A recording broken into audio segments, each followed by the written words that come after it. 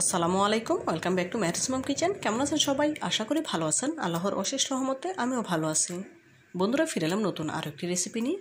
আজ আপনাদের তৈরি করে দেখাবো গরু দুধের চকলেট সন্দেশ। আশা করি রেসিপিটা আপনাদের ভালো লাগবে। তো বন্ধুরা, না টেনে পুরো ভিডিও জুড়ে সাথে থাকার অনুরোধ রইল।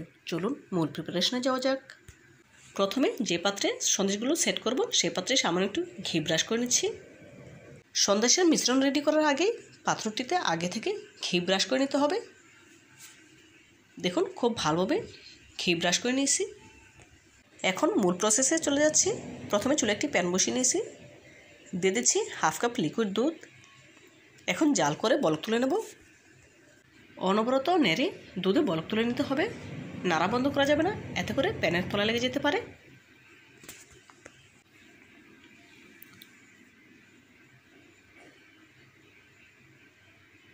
দেখুন বন্ধুরা, এই পর্যায়ে দুধে বলক চলে এসেছে। এখন এর সাথে অ্যাড করে দেব হাফ কাপ চিনি। চিনিটা নেড়ে পুরোপুরি গালিয়ে নিতে হবে। তো বন্ধুরা, ভিডিওর এই পর্যায়ে আপনাদের কাছে ছোট্ট একটি রিকোয়েস্ট ছিল, যারা এখনও পর্যন্ত ভিডিওটিতে একটি লাইক দিতে ভুলে গেছেন, প্লিজ একটি লাইক দিয়ে ভিডিওটি কন্টিনিউ করবেন। আর যে সকল বন্ধুরা আমার চ্যানেলে নতুন ভিজিট করেছেন, চাইলে চ্যানেলটি সাবস্ক্রাইব করে পাশে থাকা অল নোটিফিকেশন ক্লিক করতে পারেন। এতে করে যখনই কোনো নতুন ভিডিও আপলোড করবো সবার আগে আপনার কাছে পৌঁছে যাবে। এই কাজটি যারা অলরেডি করে নিয়েছেন আপনাদেরকে জানাই অসংখ্য ধন্যবাদ।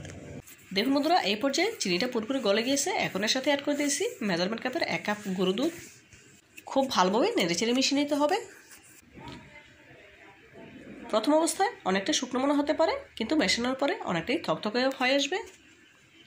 দেখুন, অনেকটাই থকথকে হয়ে এসেছে, দেখেই বুঝতে পারছেন। নাড়া বন্ধ করা যাবে না, এতে করে প্যানের তলা লেগে যাবে। বন্ধুরা, গ্যাসের ফ্লেম কিন্তু শুরু থেকে আমি লো হিটে রেখেছি, কোনোভাবেই হাই হিটে করে জাল করা যাবে না। লো হিটে রেখেই এই মিশ্রণটা রেডি করে নিতে হবে। দেখুন, অনেকটাই ঘন হয়ে এসেছে। এই পর্যায়ে এর সাথে অ্যাড করে দেবো 2 টেবিল চামচ বাটার। এই পর্যায়ে এর সাথে অ্যাড করে দেবো 2 টেবিল চামচ বাটার। চাইলে আপনারা ঘি ব্যবহার করতে পারেন।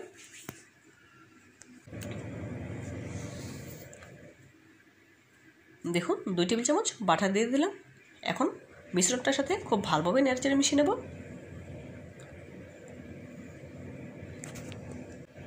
অনবরত নেড়েচেড়ে এই মিশ্রণটাকে শক্ত করে নিতে হবে। নাড়া কোনোভাবেই বন্ধ করা যাবে না। শুরু থেকে শেষ পর্যন্ত গ্যাসের ফ্লেম লো হিটে রেখে এই মিশ্রণটি রেডি করে নিতে হবে।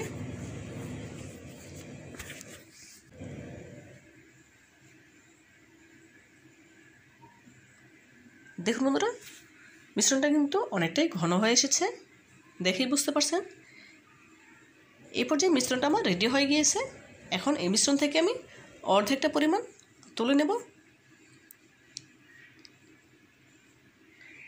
আর অর্ধেকটা মিশ্রণে কোকো পাউডার ব্যবহার করব।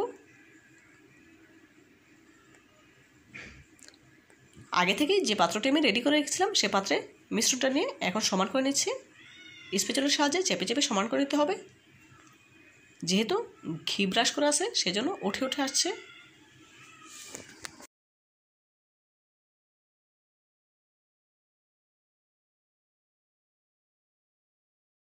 দেখুন, স্প্যাচুলার সাহায্যে খুব ভালোভাবে চেপে সমান করে নিয়েছি, দেখেই বুঝতে পারছেন।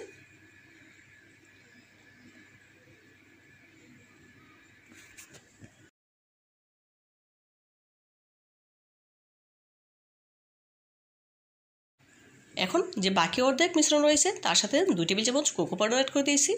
নেড়ে খুব ভালোভাবে মিশিয়ে নিচ্ছি। প্রথম অবস্থায় মিশাতে একটু সমস্যা মনে হবে, কিন্তু পরে ঠিক মিশে যাবে। দেখুন, খুব ভালোভাবে মিশিয়ে নিয়েছি। মিশিয়ে হয়ে গিয়েছে। এখন আগে থেকে যে সন্দেশের মিশ্রণটা আমি সেট করে রেখেছি তার উপর দিয়ে স্প্যাচুলার সাহায্যে খুব ভালোভাবে সেট করে নেব। বন্ধুরা, সেট করে নিয়েছি। এখন রেস্টে রেখে দেবো 20 মিনিটের জন্য। 20 মিনিট পর ফিরে এলাম। দেখুন, এই 20 মিনিটে সন্দেশটি সেট হয়ে গিয়েছে। এখন পাত্রটি থেকে সন্দেশটা আগলা করে নিচ্ছি একটি চাকুর সাহায্যে। এখন সন্দেশটাকে আমি আমার পছন্দ মতো শেপ দিয়ে কেটে নিচ্ছি। আপনারা আপনাদের পছন্দ মতো যে কোনো শেপে কেটে নিতে পারেন, কোনো অসুবিধা নেই। কেটে নেওয়া হয়ে গেলে এখন মোল্ড থেকে তুলে নিচ্ছি। দেখুন মাশাআল্লাহ সন্দেশটা দেখতে কতটা সুন্দর এবং লোভনীয় লাগছে। একই প্রসেসে সবগুলো সন্দেশ তুলে নেব।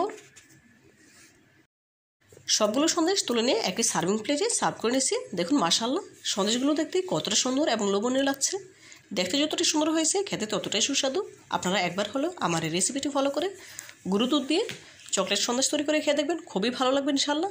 তো বন্ধুরা আজকের রেসিপিটি যদি আপনাদের একটু হলে ভালো লেগে থাকে প্লিজ লাইক কমেন্ট এবং শেয়ার করবেন, আর আমার চ্যানেলটি সাবস্ক্রাইব করে আমার পাশে থাকতে একদম ভুলবেন না। আজকের মতো বিদায় নিচ্ছি, দেখা হবে নতুন কোনো রেসিপিতে। ভালো থাকবেন সবাই, আল্লাহ হাফেজ।